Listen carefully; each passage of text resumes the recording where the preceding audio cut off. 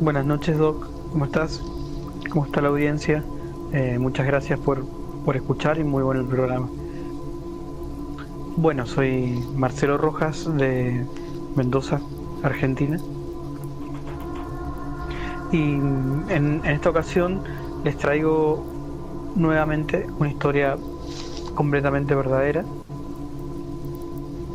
Y para contarles esta historia me tengo que remitir a, a una época mía de adolescencia, cuando yo tenía 19 años. En aquel entonces yo, bueno, estaba de novio, era mi primer novia, y conjunto con ella estaba siempre al lado mío mi mejor amigo Ángel.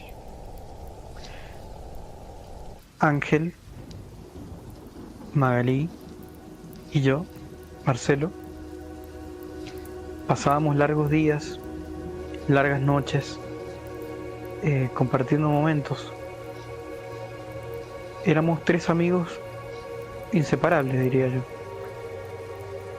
Y para nosotros los días pasaban tranquilos y normales. Juntadas con amigos,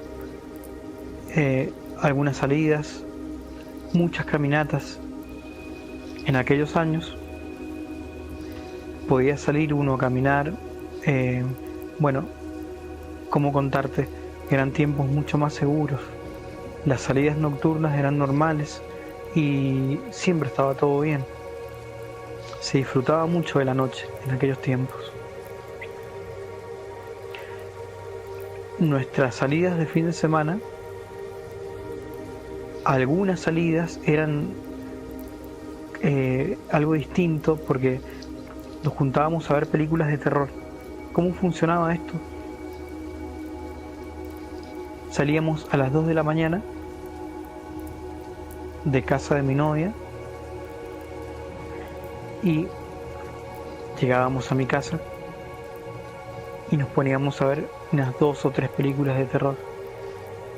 Era nuestra salida de fin de semana. Los tres, generalmente. Una noche planeamos esa juntada para ver películas de terror y efectivamente, nuevamente, a las 2 de la mañana salimos de casa de mi novia y había que llegar a casa, ¿verdad? Había que llegar a mi casa. Habían dos formas de hacerlo. La primera era ir por un camino principal, una calle muy transitada, en la cual nos demorábamos unos 35-40 minutos en llegar a casa. Y la segunda opción era la de cruzar un desplayado, un campito, le dicen aquí, pero es un lugar donde no hay nada construido, no hay nada, es un desplayado plano completamente de tierra. Cruzando ese desplayado había que llegar al cementerio. Cuando llegábamos al cementerio, rodeábamos el cementerio por la parte de atrás y llegábamos a casa. Era un viaje caminando de 15 minutos en comparación al otro viaje de 35. Así que esa noche, cuando se cumplieron exactamente las 2 de la mañana, emprendimos el viaje. Pasando el desplayado, fue una situación normal, era lo de siempre. Estábamos muy acostumbrados a ir en la noche por ahí. No había nunca una luz, en aquel tiempo no habían luces, no había mucha luz en la calle, tampoco hacía falta. Todo era mucho más seguro. Al llegar al inicio del viaje del cementerio, emprendimos ese camino y cuando caminamos unos 40-50 metros más o menos, se nos apareció un perro completamente negro y sus ojos eran rojos, y era un rojo muy brillante. En la plena noche podía verse como sus ojos brillaban. Era un perro muy grande, de pelo largo, muy largo y muy grande, un aspecto muy robusto.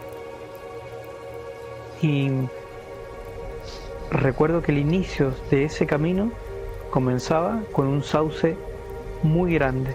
Era un árbol muy grande y uno llegaba al sauce y emprendía el viaje por el camino de tierra detrás del cementerio, que era prácticamente nuestra última pasada, porque luego de eso llegábamos a casa. Bueno, el perro apareció, se empezó a ladrar y nosotros nos dimos vuelta, lo vimos y nos quedamos completamente petrificados, y era muy extraño porque nadie se podía mover, hasta que en un momento el perro comenzó a levitar y se empezó a levantar del suelo. Y empezamos a notar cómo él venía hacia nosotros, se venía acercando y ladrando. Y el ladrido era un ladrido muy fuerte, muy grave, con una tonalidad muy grave. En ese momento los tres reaccionamos y empezamos a correr. Y mientras corríamos por la oscuridad plena, podíamos ver cómo el perro venía atrás nuestro.